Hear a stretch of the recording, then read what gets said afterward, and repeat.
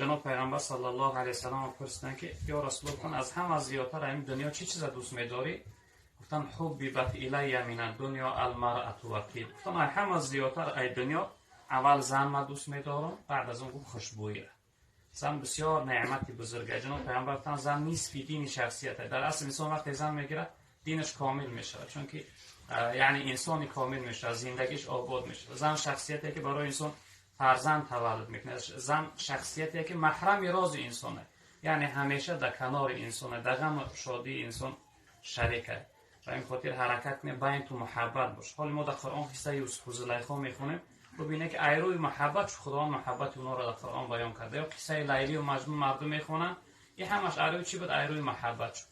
وقتی در زندگی محبت عشق باشه زندگی شیرین میگذره، زندگی خوش میگذره، زندگی پرمعنا میگذره. و این خاطر حرکت می همسرهاتون دوست بدارید، محبت